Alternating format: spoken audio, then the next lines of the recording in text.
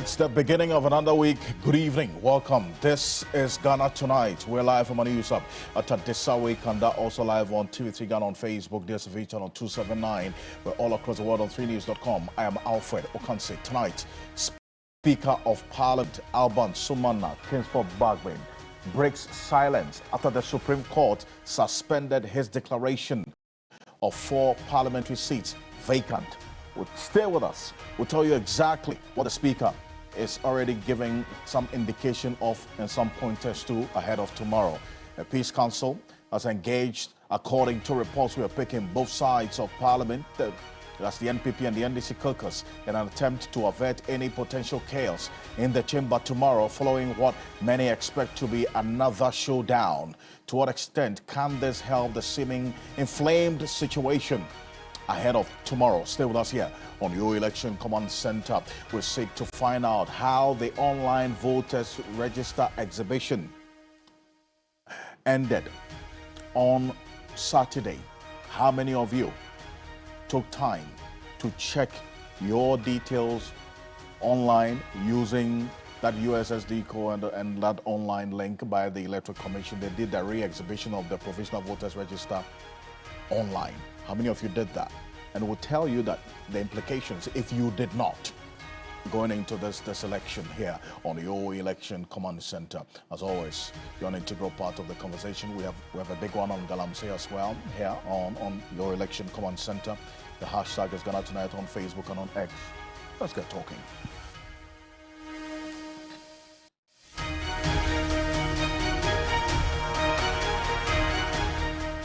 Let's settle for Ghana Breeze.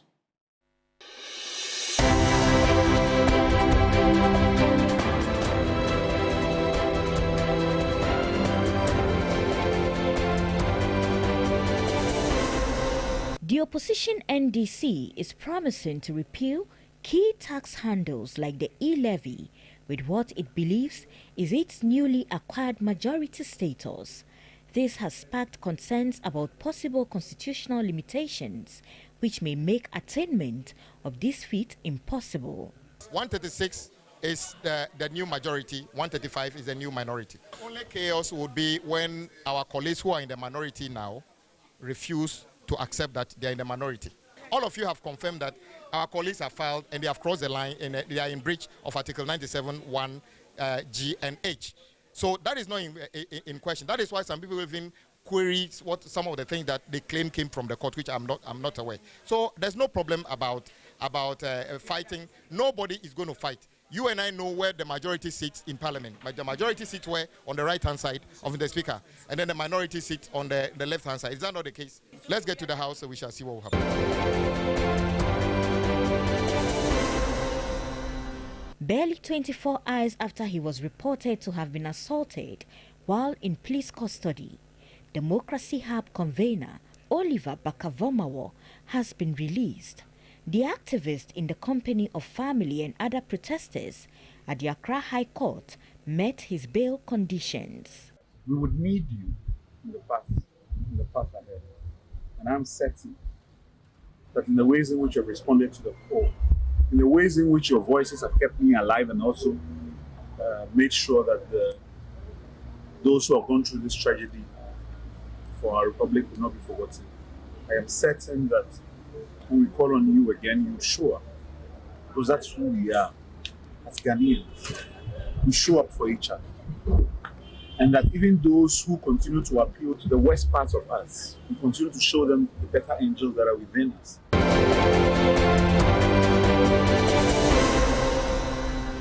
My son was stabbed with a jackknife and not scissors, according to the autopsy conducted on him. This was revealed by the father of the Orali Senior High School student who was stabbed to death in school. Judge Quenin reports parties to the case have been asked to return on November 4 as the court awaits advice from the Attorney General. It's right there when the autopsy was here. So I questioned the doctor, what happened? What is it a stab of scissors or something? He said, no, this is not a scissors. It's a knife.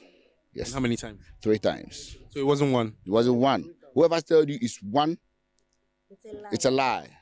I was right there. I have the autopsy report. I have everything. You get it? So it's not one.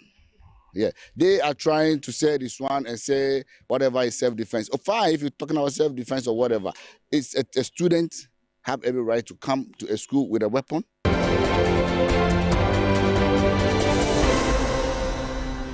More than 27,000 public service workers have embarked on an indefinite strike over government's refusal to pay their respective institution-specific allowances. The workers maintain the denial of the allowance is financially constraining them. Every 2 years, you ask for review if you have received some. And where you have not received some, you are also asking for the new allowance or a new allowance to be introduced. So we have those that we are negotiating new allowances. We have those that we have also achieved some about 3 years or 4 years ago that we are asking for review. And we have some that we have started negotiation that we are left with just some few meetings perhaps to complete them. But when we put all together, we feel like we have not been taken seriously by government represented by the fair wages. And that is why we have called for this action.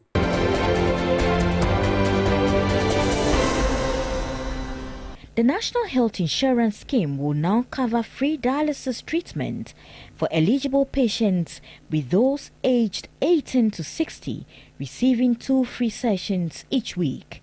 This announcement was made by the Minister of Health, Dr. Bernard Okoboy, during the commissioning of the Urology and Nephrology Center at the Kolibu Teaching Hospital. If you are 60 years and above, your dialysis sessions are paid for by government through the National Health Insurance Scheme. If you are 18 years and below, that is children, all your sessions are paid for by government through the National Health Insurance Scheme. With your 8 Ghana cedi renewal of your health insurance for a year, you can have all the sessions that you need.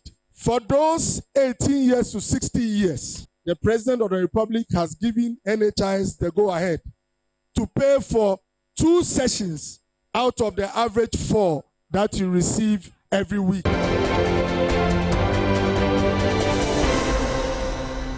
The Institute for Economic Affairs, IEA, has vehemently opposed the proposed sale of the Achim gold mine project in Ghana by Newmont Company to China's Zijin Mining Group. The IEA argues that the deal is riddled with flaws, detrimental to Ghana's interests and unacceptable.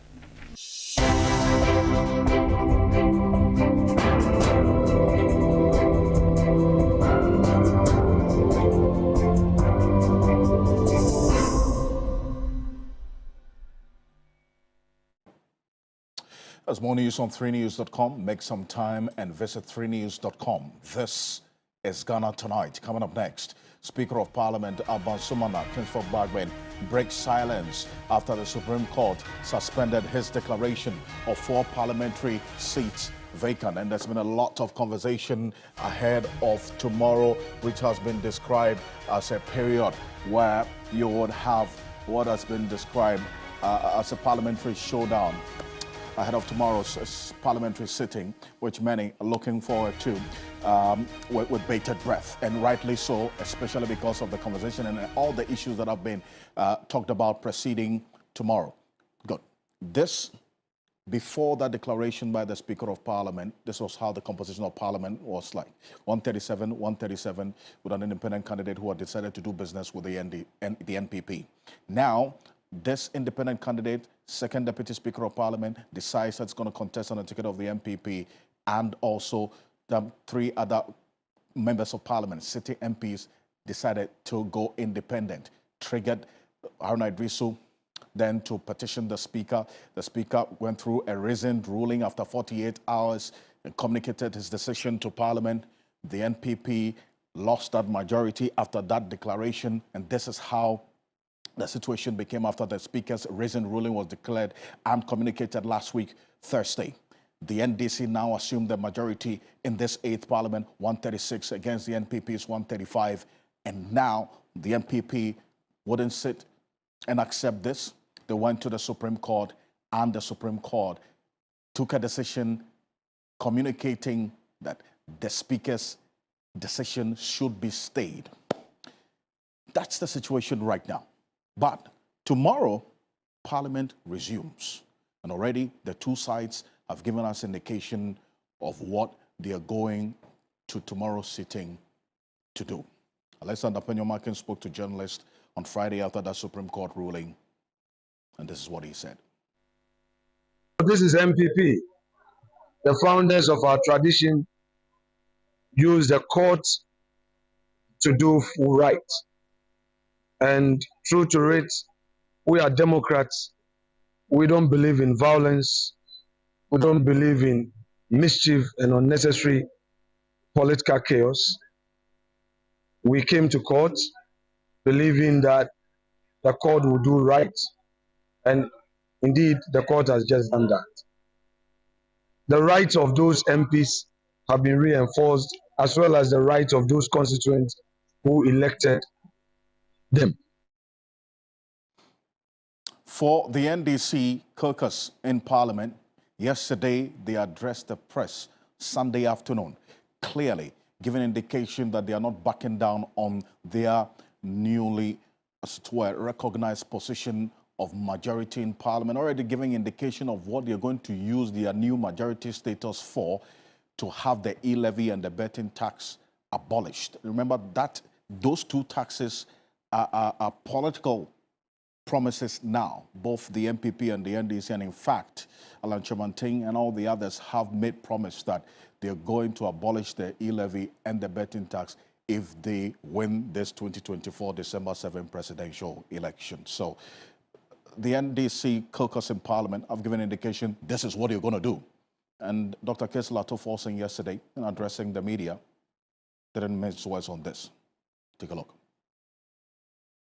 The NDC now constitute the majority caucus in this 8th Parliament. We will jealously protect our new majority status and will not bow, retreat, nor surrender our lawfully earned status. We will also not abdicate our responsibility to the people of Ghana, no matter what. We are fortified that the proceedings of Parliament shall not be impeached or questioned in any court or placed out of Parliament. So, two sides, they hold on to that position that they are both a majority in this 8th Parliament, unprecedented in our parliamentary history in this country. We're going into tomorrow's sitting in Parliament, not as a normal Tuesday sitting, but one to watch and watch closely. But ahead of that, the Speaker of Parliament has also given an indication of his mindset, in fact, going into tomorrow, because according to the NDC caucus, they are only going to respond to the direction and communication of the Speaker of Parliament. And he is the man to watch tomorrow. And this is what he put out earlier today.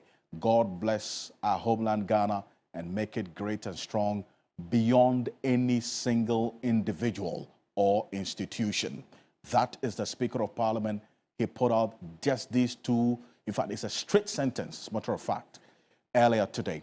Clearly captures his disposition, his mindset, his focus going into tomorrow. God bless our homeland Ghana, make it great and strong beyond any single individual or institution. And that's Alban Sumanakins from Bagbin, the Speaker of Parliament, right there. Professor Bafo Ajmendia is a governance expert, a former senior advisor on governance to the United Nations, joining us on Zoom. Professor Bafo Ajmendia, this straight sentence from the Speaker, obviously, is one that from the governance perspective, you subscribe to, is it not? Certainly, it portends a kind of ominous situation tomorrow. It doesn't give me any sense of hope that there's going to be some compromise or any consensus towards avoiding any serious confrontation within our governance structure. And I think in addition to the Speaker's statement, there have been other statements by our friends in the NDC, and of course some from the NDP too. So all seem to indicate that tomorrow, if you are not careful, and as the Speaker says, for God to bless this homeland of ours, we might witness a sad day, not necessarily violence and killings or anything of the sort, but a sad day in terms of how our democracy may come to a screeching halt. You know, effective governance requires full cooperation of all branches of government. Here I'm referring to the three apex arms of government, the legislature, the executive, and the judiciary. So whenever there's a serious confrontation between or amongst these institutions, democracy suffers. And I think what we have built together as a nation, as a people, for these almost 32 years in this republic, we must find a way to safeguard it. There's no need for any reversal. So what I would suggest strongly is that it may not be too late for some wise men in the country to rise up and find a way to moderate what could be a very sad day tomorrow.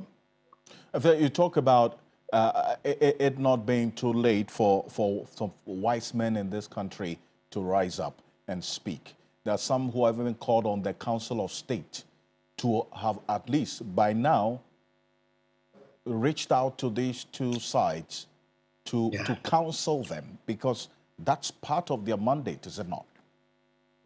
It is indeed, and even beyond the Council of State. Of course, I've heard this evening that the Peace Council has made some initiatives. But you know, most of our initiatives are already prejudged by those who do not agree with them for this or other reason. So I think it's important for private diplomacy to be initiated.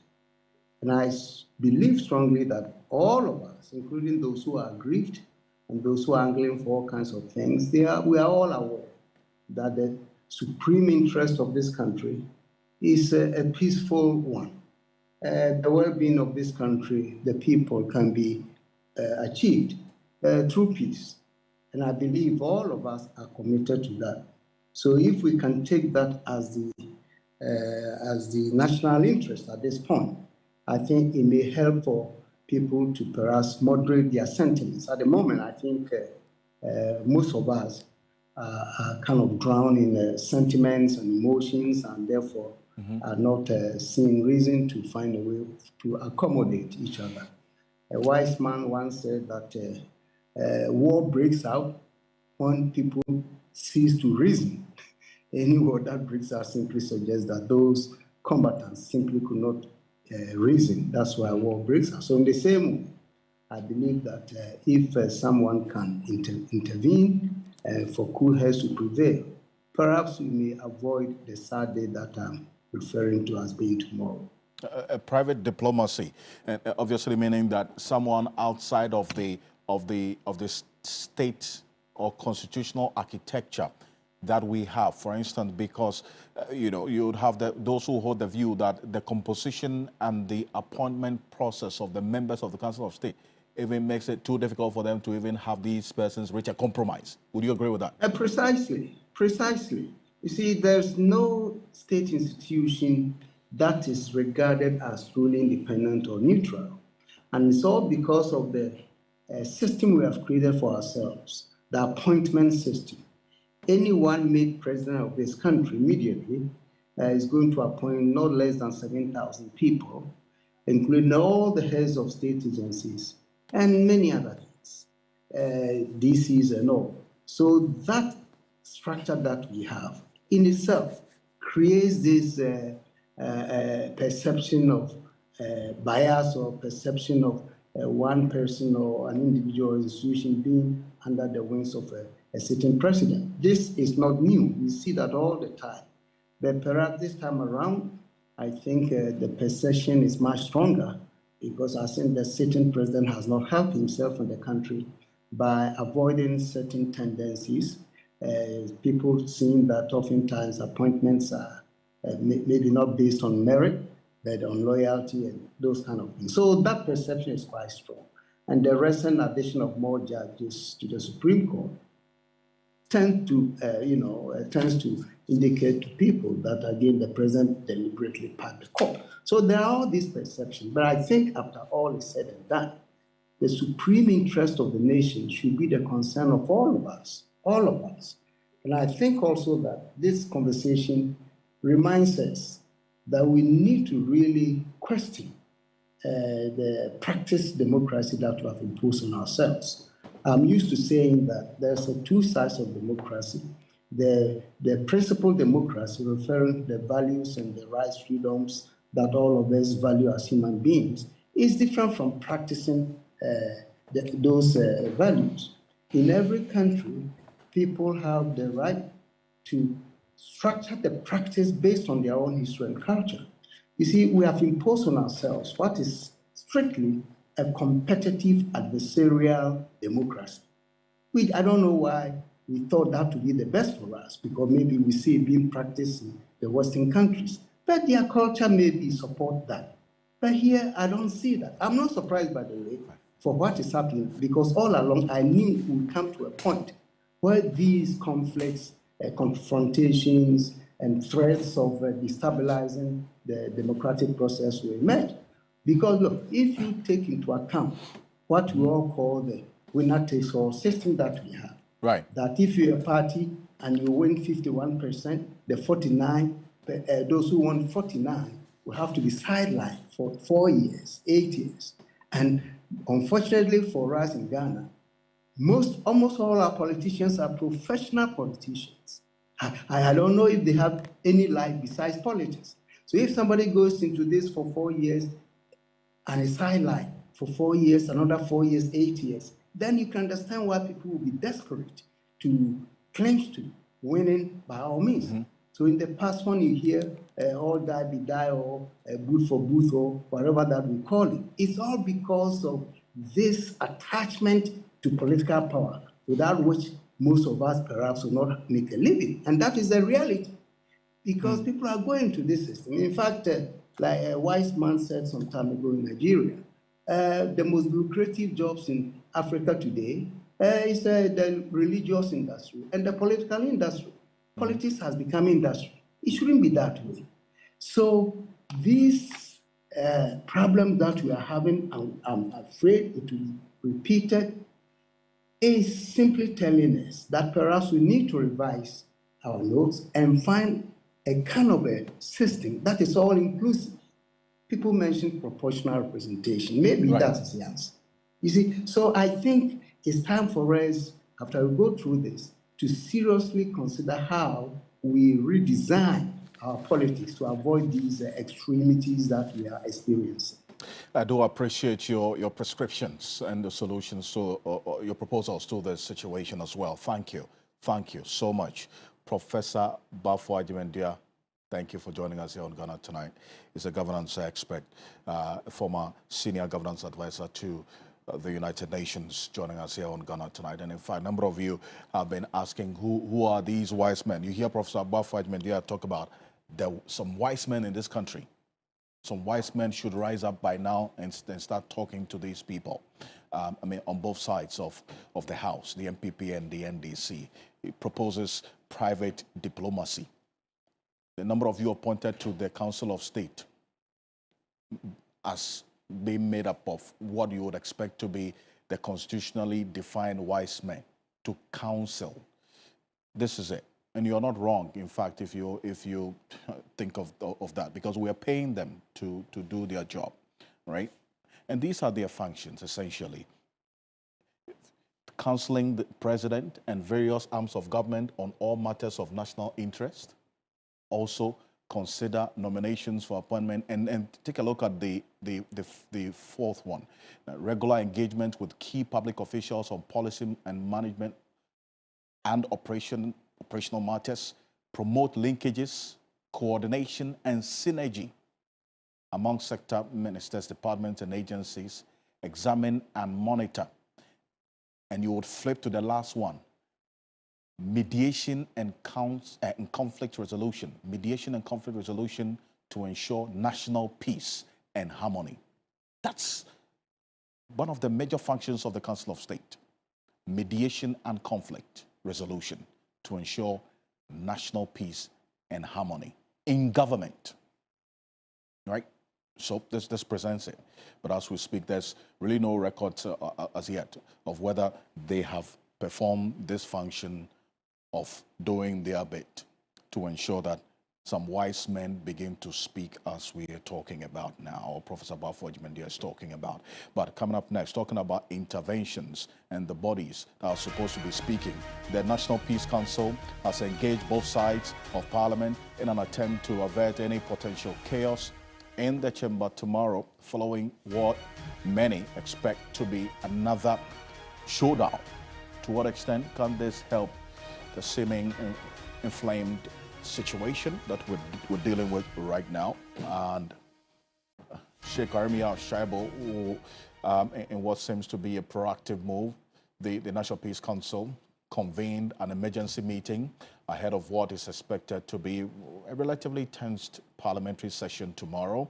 The aim of this meeting, as we understand, is to prevent any chaotic scenes in the House tomorrow, because this parliament is not shy of those kinds of situations. At least the birthing of this parliament on the dawn of January 6th into January 7th, that's the year 2021, we saw what happened there. Sheikh Arimi Al-Shaibo is a member of the National Peace Council and the spokesperson of the National Chief Imam, and he's been talking about what this emergency meeting really achieved.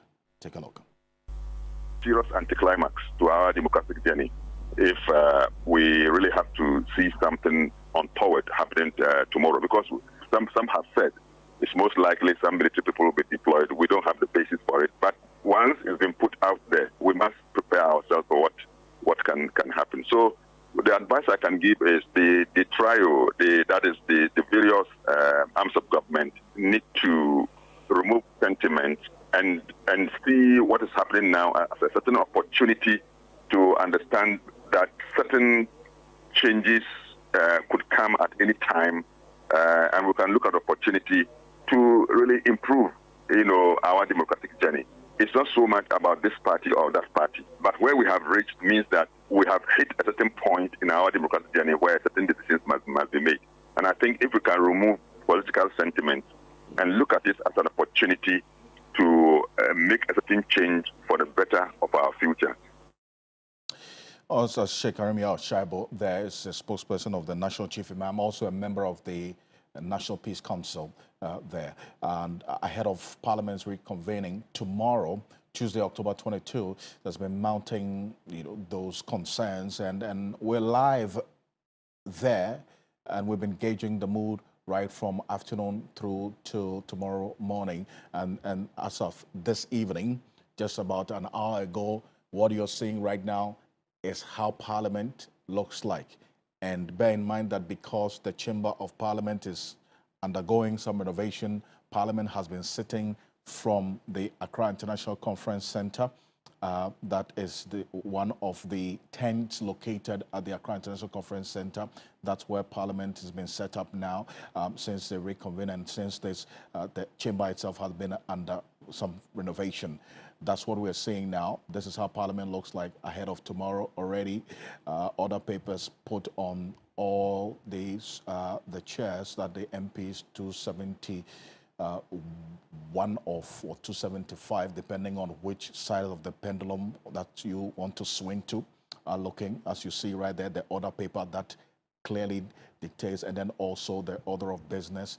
They all put on their tables. Gavin Kwame Agboja, you see there as well, one of the leaders on the NDC caucus, Ibrahim Ahmed. Also, you see all their names in there, Frank Anodompre, and Salma Deidre, Member of Parliament. So they have just their constituencies captured in there. Patricia PJ Dasokwa, Member of Parliament, also one of the leaders of the MPP caucus in Parliament. Alexander Fenyomakin, the only thing written on his name there is the Efutu MP. Efutu MP, as you see there. So this is how Parliament looks like this evening, ahead of tomorrow. And already preparations have been put in place ahead of the parliamentary sitting tomorrow. And we are going to be live here on TV3 and Unia TV, Unia FM, 3FM, 92.7, TV3 Ghana on Facebook, Connect FM, Akuma FM. We're all going to be live there from 7 a.m. tomorrow, giving you intermittent reports through to when the sitting starts, all things being equal, at about 10 a.m. We're live there here on your election command center. So stay with us. We're there on the early bird till Parliament sitting tomorrow ends on your election command center. Give you an idea of how the night view is ahead of tomorrow. But coming up next, after this quick break, we'll give you details of the security matters as well, because the Ghana Police Service has already put a bounty on the head of the suspect in this NPP-NDC fracas a couple of weeks ago, fatal motorway, in connection with that recent disturbances at Mamobi. Now, we'll tell you exactly why the dynamics of this particular incident to some security analysts is one that will not follow the trend of just enticing people with 20,000 CDs to give information. We're back shortly after this quick break. Stay with us.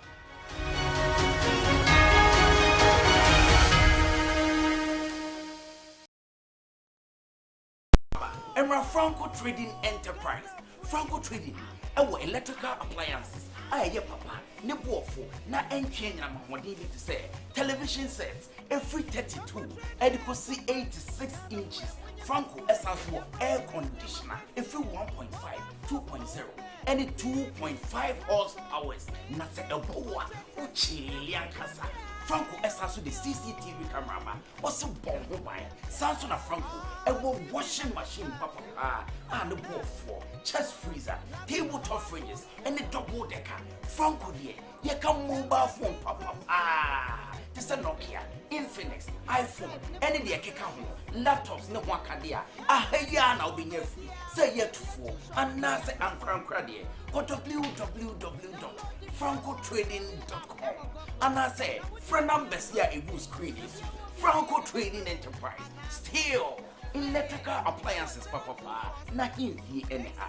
The 8th edition of the prestigious Ghana Energy Awards is here. It is happening live on Friday, 25th October at the Labadi Beach Hotel in Accra. Time 6:30 p.m. prompt. Theme: the role of local content in building Ghana's energy sector. Special guest of honor: Osabari Makwesi Atta II, the Oman Hene Ogwa traditional area. For tickets and sponsorship, call 030-3940-300. Industry partners.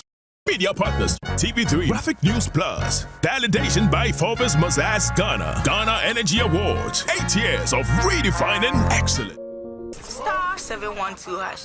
Luck is everywhere. 8K. Hey, you get an 8K. Hey, wait.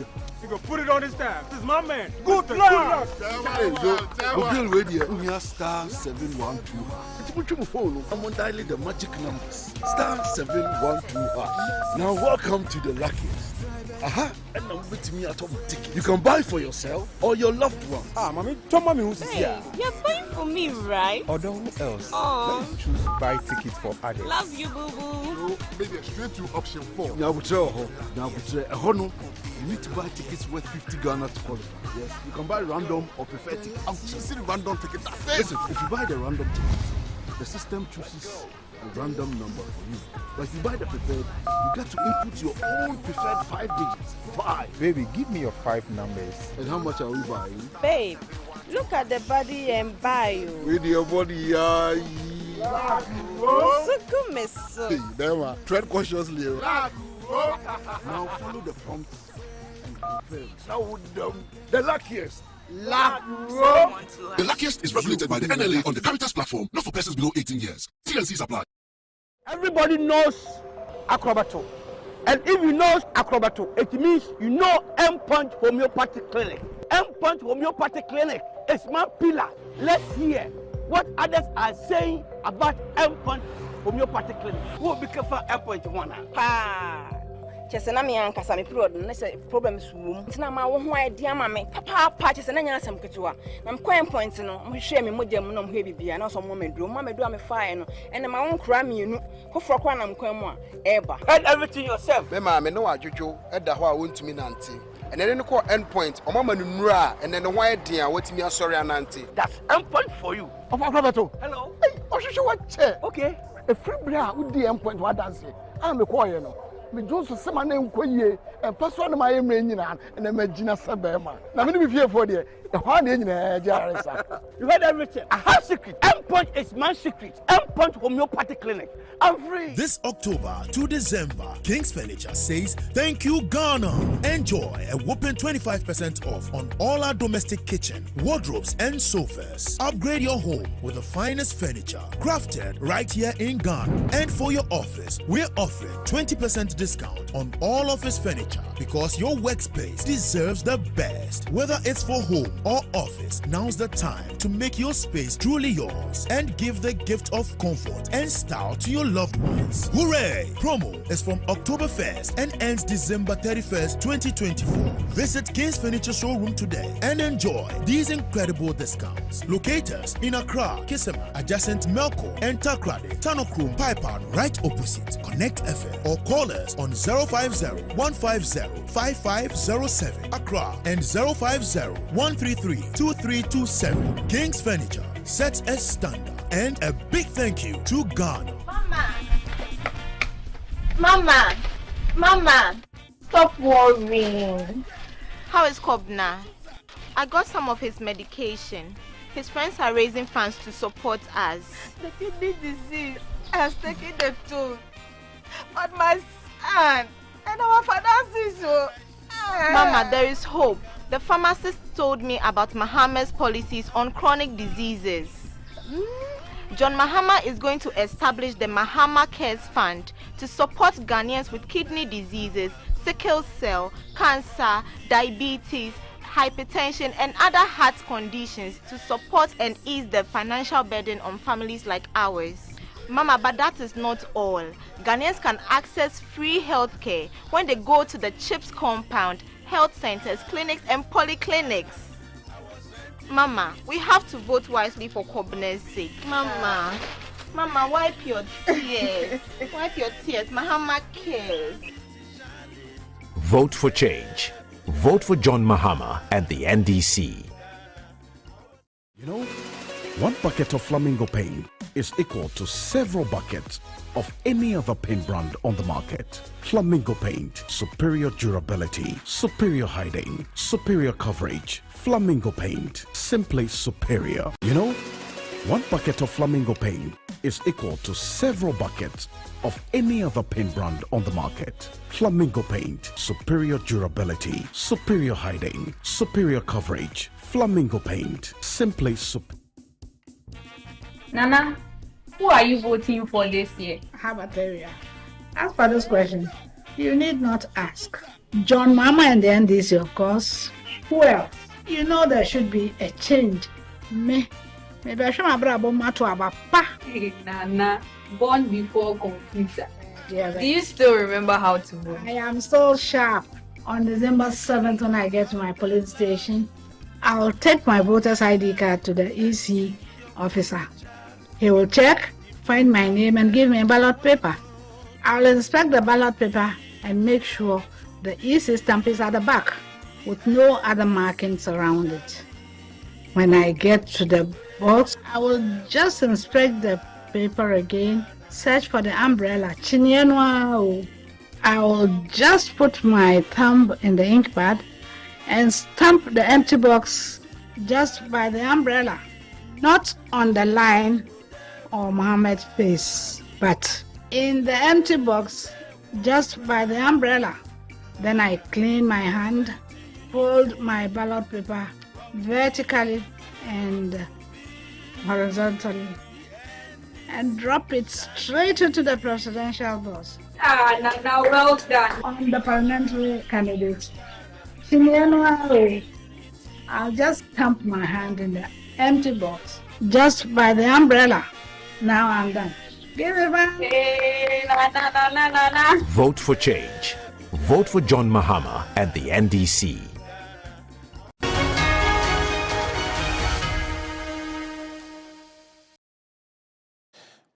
Welcome back. This is Ghana Tonight. Now, the Ghana Police Service has announced a reward of 20,000 cedis for reliable information that could lead to the arrest of a suspect Fatal Motorway.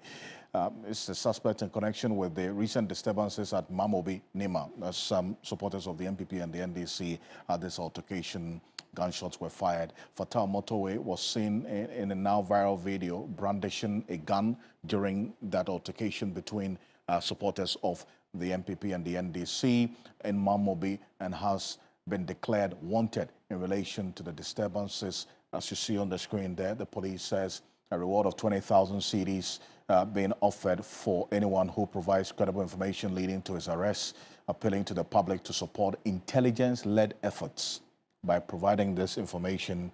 And based on the police's own earlier communication, this is the man that we're talking about, the gentleman in dreadlocks with the weapon in his hand. This is him, right? Close shot of him we see there as well. So, in fact, there are many who say that this particular situation is not one that may necessarily have persons who even know him coming out to give information. Adib Sani is a security analyst with the Jatigate Center for Human Security. He's joining us on Zoom. Adib, thank you for joining us here on Ghana Tonight. You know the dynamics of this particular area and many other areas. We understand that this gentleman is not a stranger. He is known in the area. Will 20,000 be enough to, as it were, have someone who knows him volunteer information to the police service in a closely knitted community where he finds himself? Well, Alfred, interestingly, my PhD thesis is on Nima.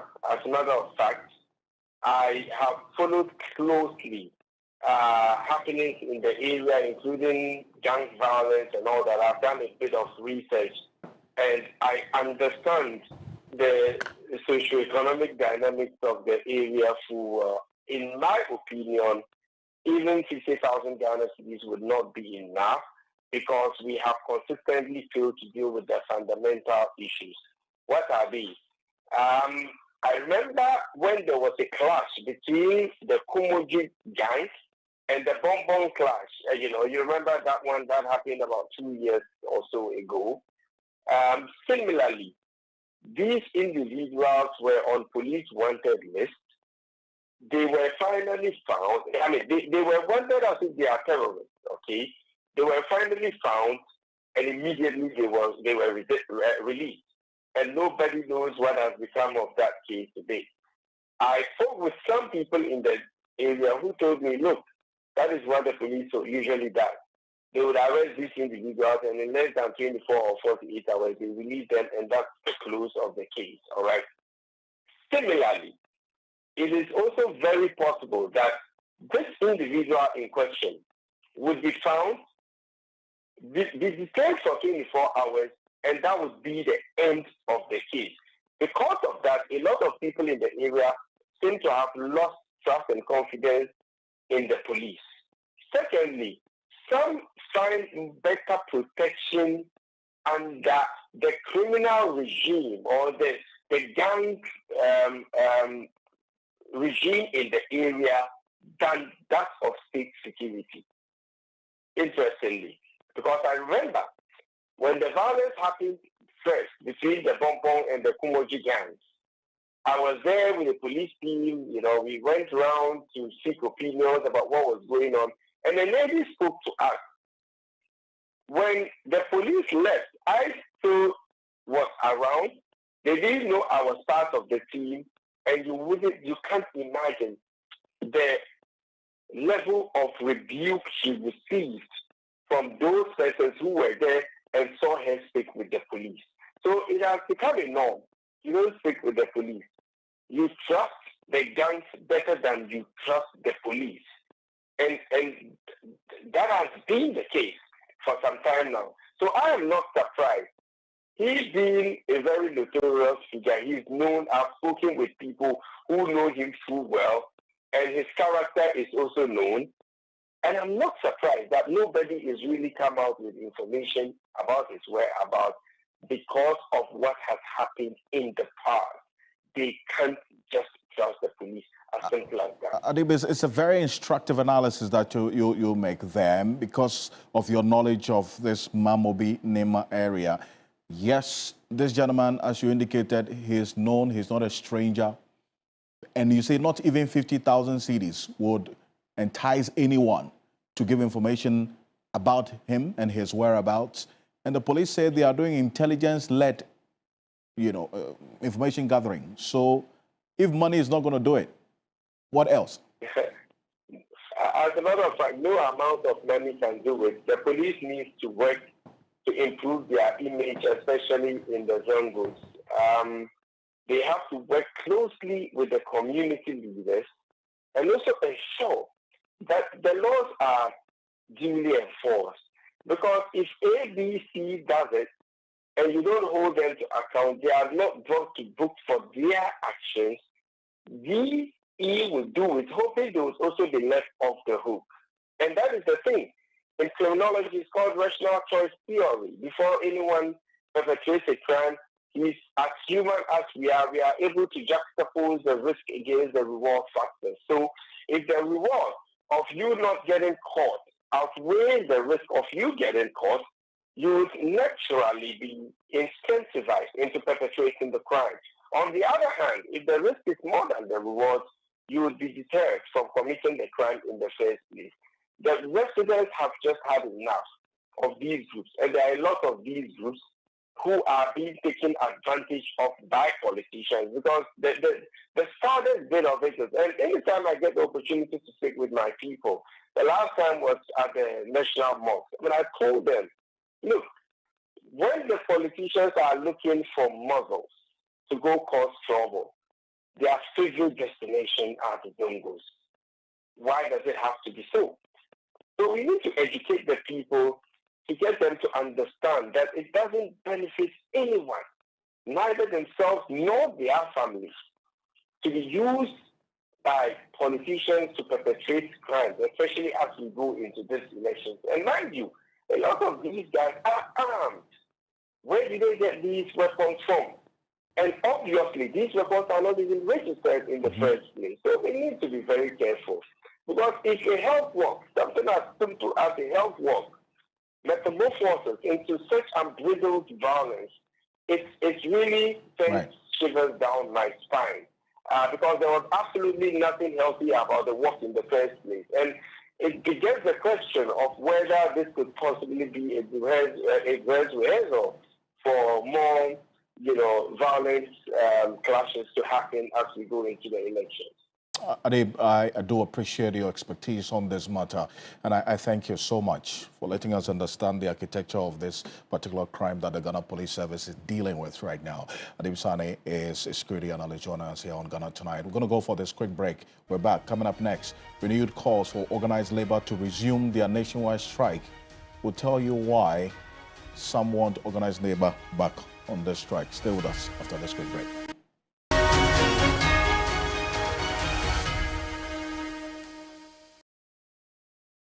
Boys get front row seats to an exciting Premier League game. The girls are next door, catching up on a scenic getaway to the Australian outback.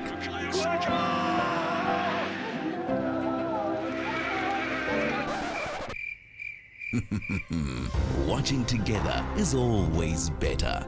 That's why DSTV Stream has content for the whole family to enjoy. Families that watch together, bond together.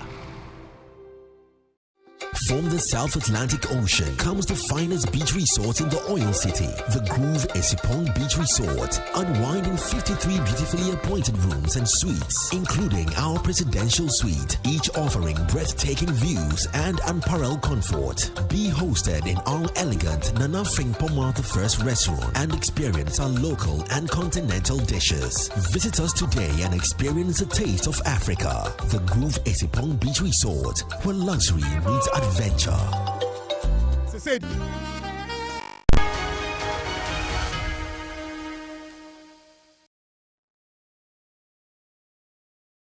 Welcome back. This is Ghana Tonight. Now, one of the civil society organizations championing the fight against illegal mining, popularly known as Galamsey, They want organized labor to resume their initially planned nationwide strike to put pressure on government to step up its efforts. And we'll tell you why. Because these demands, the declaration of a state of emergency in line with Section 31 of the 1992 Constitution, that has not been considered. In fact, not just the CSOs, organized labor as well, demand that a state of emergency be declared on our water bodies and forest cover when it comes to illegal mining. Awala Sewa is National Coordinator of Eco-Conscious Citizens. I will appreciate your time here on Ghana Tonight. You made this demand, organized labor make this demand of the state of emergency to be declared. The president hasn't considered that. Now, how much of a difference really is it going to make from your view? You can see that things are getting worse. We heard about Erastus being attacked by heavily armed illegal miners or their security. I mean, this raises serious security concerns. We have the existential threat we are facing to do with the poisoning of our water bodies. The landscape has been poisoned, so our food is also being poisoned. We have the birth defects, the medical aspect, and so on and so forth. To add to it, you also have security concerns where you have armed men. We don't want Ghana to descend to parts of Latin America where the drug cartels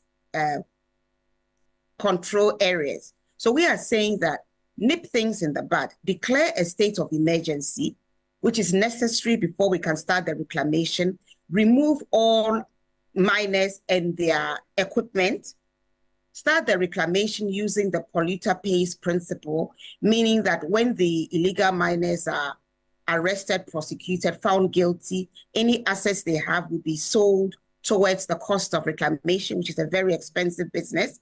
And then we're also saying that you need to repeal LI 2462, which presumably the process has been started, but it needs to be expedited. And then you really need to be serious about clamping down on illegal miners. When you go there and they run away, you need to seize the equipment, get the owners, and start holding the owners accountable. I see. There's so many things we can do, but we really need to begin to take robust action. It's important that you make reference to this because in a number of the instances that this renewed fight has seen, we see some of them running away even before the task force sets in, nobody is arrested. And for you, you want this to be one of the major considerations for voters going into this election, that if there's no considerable victory against this galamsey, that should influence citizens' decisions on who to vote for? You know, when war is declared against the country, all political parties come together, put aside their differences, and are thinking of the welfare of the country. Actually, there's a declaration of war against Ghana by the environmental terrorists. They've declared war on Ghana. They are poisoning our water bodies. They've poisoned the landscape, the food we eat. Recently, some tubers and plantain were found to contain mercury. We know water is life. They are poisoning our water, which in wartime is a war crime. In addition to this, I've already talked about the rise in kidney disease, cancers, neurological challenges, maternal deaths, and so on and so forth. So any person aspiring to political office, if he really cares about Ghanaians and not just about being whether a president or a member of parliament for the sake of it, all political parties should come together now and say that let's put Ghana first. In order to put Ghana first, we must declare a state of emergency, remove all miners from our forest reserves and our water bodies, put systems in place, numbers that communities can call when they find excavators moving towards the forest reserves or other equipment towards our water bodies. Certainly, and deal with them promptly are certainly big enough to choose. But you want organized labor, and quickly, you want organized labor to go back and go on this nationwide strike that they never went on. Why is that? According to organized labor, they didn't call it off. According to them, they suspended it. And what we are saying is that you suspended it. Since the suspension, what exactly has happened? We found Erastus being viciously attacked here in his team. And we don't know that anybody has been arrested and is in custody for this cowardly attack. We know that illegal mining is still going on. I can talk about Atronsu. The excavators are back on the landscape. According to activists there, they are working and causing environmental degradation. It's happening in other parts of the country. So what exactly has been achieved that made organized labor suspend their strike? So we are urging them to give government 7 days notice to declare a state of emergency, expedite the revocation of LI 2462, remove all illegal miners, in fact, all miners from our forest reserves and water bodies, have a proper task force where we have their numbers, they can be called, and then any district head or regional minister, if galamsey, or shall I say illegal mining is taking place under your watch, and you are not doing anything about it, you should be removed. Right. I think we should take some of these steps, and I really urge organized labor. Well, I appreciate your time, and in fact, point well made there. Thank you so much for joining us here on Ghana Tonight. Wolasewa is the national coordinator of Eco-Conscious Citizens, one of the NGOs pushing and leading this fight against illegal mining in this country. But there's some news coming through right now, fresh on the plate. Some breaking news right now here on Ghana Tonight. Let's put it on the screen. News just coming through right now from Parliament. There's a statement coming through from Parliament with regards to security measures that are put in place ahead of tomorrow, and that's what you see there. Security measures for proceedings from Tuesday, October 22, as part of measures put in place to ensure the safety and security of the Right Honourable Speaker, MPs and staff. Honourable members are respectfully to take note of the following. All MPs, staff and members of the press will be screened thoroughly before the entry into the chamber. B, bodyguards of MPs will not be permitted in the chamber. C, vehicles will not be allowed to park around the grand arena. D, MPs are to be dropped at the designated drop-off zones within the precincts of the Accra International Conference Center. E, the Ghana Police Service will provide directions to the designated drop-off zone. F, MPs are requested to wear their parliamentary identification tags. G, access to the chamber will be from 8 a.m. That's 0800 hours. H, the public will not be allowed access to the public gallery until further notice. So, respectfully, counting on the cooperation of all, this is a statement coming through minutes ago, fresh on the plate. We had it right here on Ghana Tonight. These are the security measures announced by Parliament ahead of tomorrow. All MP staff and members of the press will be screened thoroughly. Bodyguards of the MPs will not be permitted in the chamber. Vehicles will not be allowed to park around the grand arena. MPs are to be dropped at the designated drop-off zones within the precincts of the conference center. Ghana Police Service will provide direction to the designated drop-off zone. MPs are requested to wear their parliamentary identification tags. Access to the chamber from 8 a.m. The public will not be allowed access to the public gallery until further notice. This is a statement that was just coming through, signed by Frederick Bauer, retired Deputy Marshal of Parliament, as we see there. Well, that's information coming through right now here on your Election Command Center. So stay with us tomorrow. We'll bring you up-to-the-minute detail of what's going to be happening across all media journal platforms. My name is Alfred Okansi. Do have a good night. Ghana Tonight is brought to you by Flamingo Paint. Superior durability, superior hiding, superior coverage, simply superior.